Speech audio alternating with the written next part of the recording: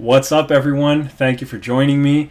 I'm excited today to share with you a video on simplifying your own squash, and we're going to use Paul Coll's example to do so.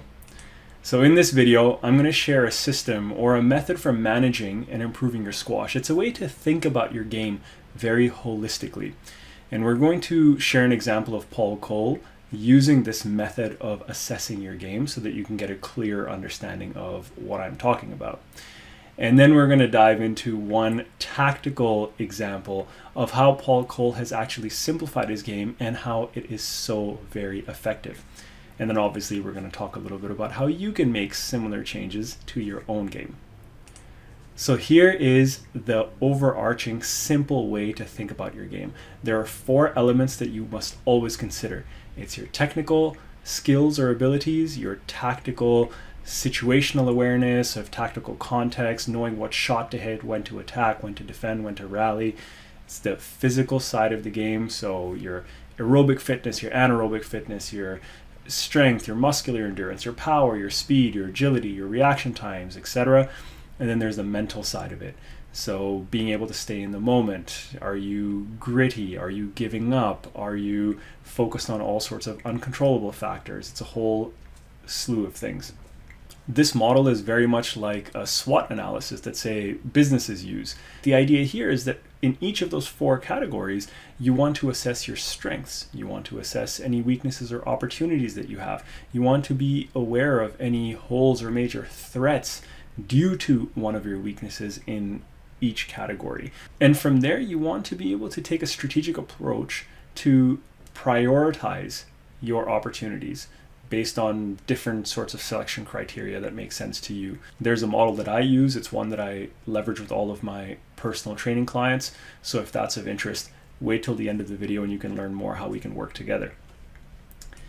So looking at Paul Coll's example, in the past, a year ago, 2 years ago, he had, if we break down each of those elements, technically he had a solid foundation for length hitting. He could hit his drives up and down the wall. He could hit his cross courts fairly well.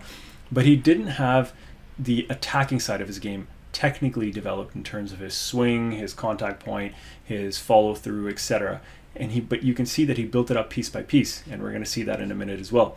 He also didn't have the ability to adjust to things dynamically. So if a really loose ball came or it came in his body, he didn't have the ability to put that ball away the same way that he does now. From a tactical perspective, he played a very attritional game. And he still does, but it's evolved. So he played attritionally. He didn't use too many angles. He didn't have many holds. He didn't have a ton of options. It was mostly backcourt. And then over time, he added in the threat with a straight drop on both sides. And then he's evolved that further in recent months. He always had a pretty good awareness of the tactical context when it came to attacking, defending, rallying, forcing your opponent kind of from mid-backcourt, but from the front of the court, he didn't have the weapons to take advantage as much from the front and mid-court. And then physically, he's always been really strong, both aerobically and anaerobically, and he's flexible, he's stable, he's powerful, he's confident in his physical abilities as well. And then from a mental perspective, he has always been very patient, but I don't think he had the same confidence attacking and taking the ball short from the front and mid-court the way he does now. He had a bit of an unclear blueprint, and because of that, there was some potentially confidence lacking. His game used to be very physical in the past, but because he's refined his technique, he's improved his consistency and accuracy, especially in the back of the court. He's added in a couple of layers to his game, and I'm going to show you exactly what those layers are in a minute through some highlights. So here we're going to check out one rally from the recent British Open semifinals where Paul Coll played Mustafa Asal. Really, really good performance by Coll for all of the reasons mentioned earlier. Let's take a look at this rally, then we're going to break it down in slow motion and show you exactly what I'm talking about in terms of his tactical improvement. So we see the guys jockeying for position, hitting their drives, getting good targets in the backcourt, balls wide and tight. And there.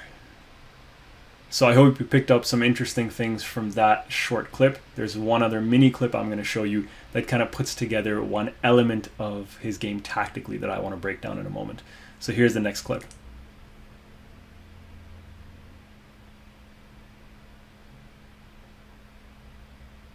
Okay.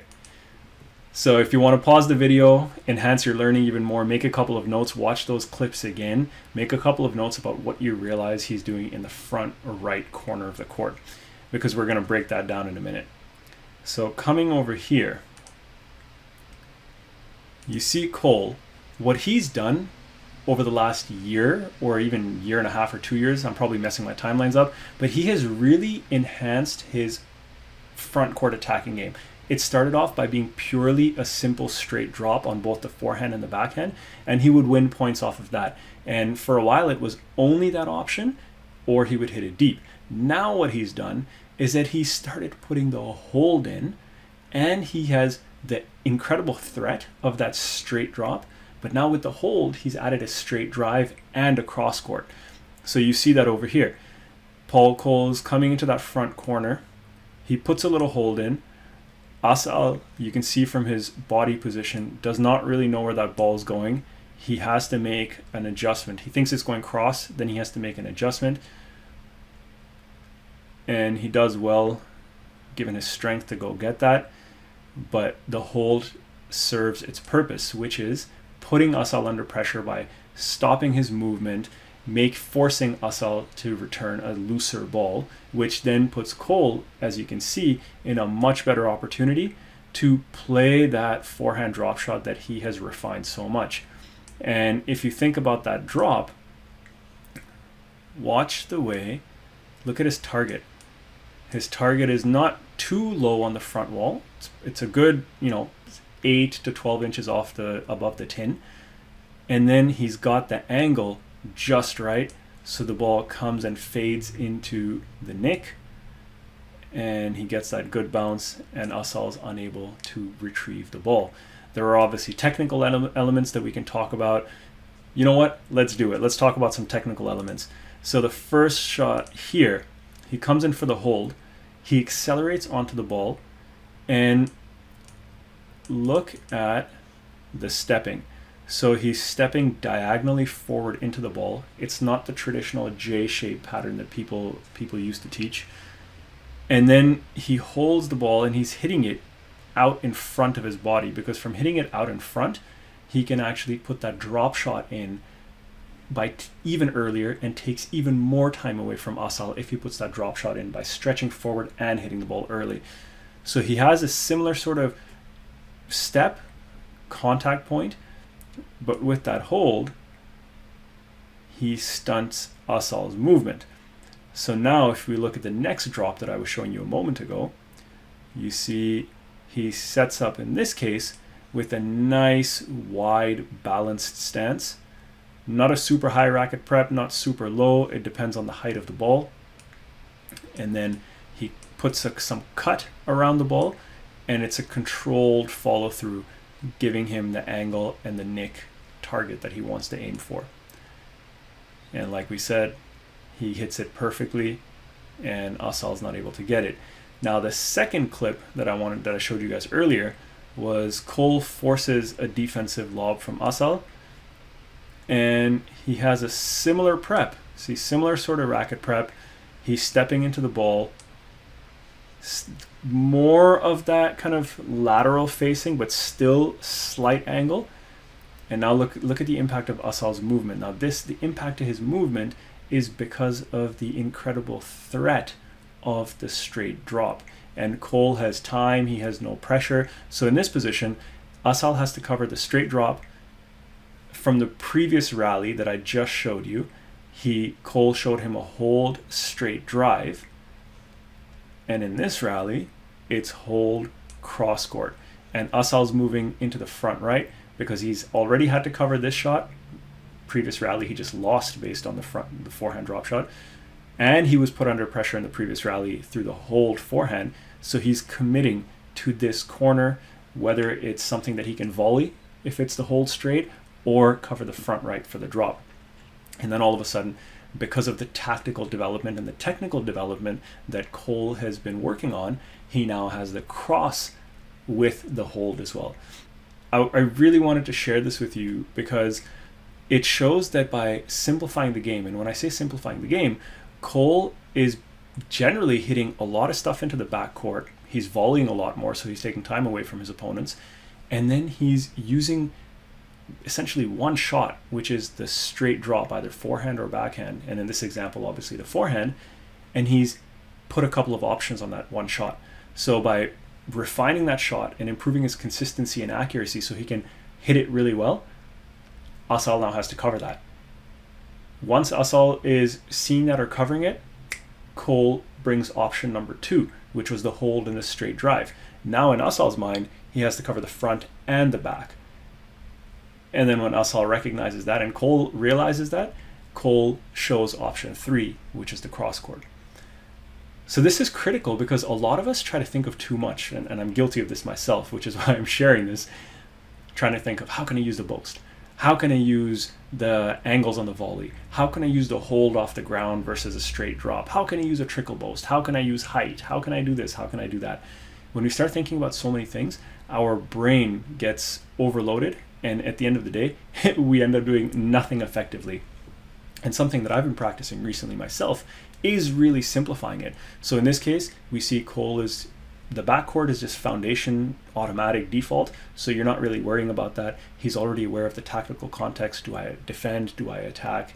He's not really consciously thinking of that. It's automatic.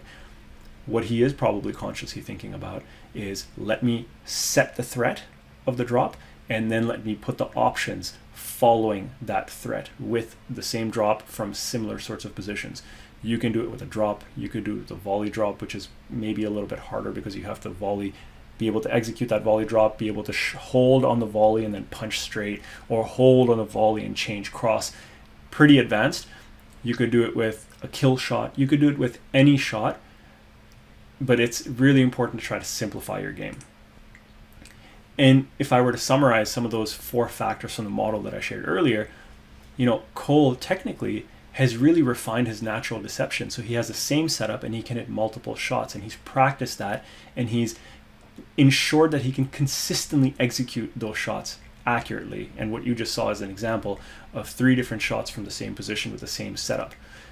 Then tactically, like I said, he's created the threat over the last 2 years of that forehand or backhand straight drop.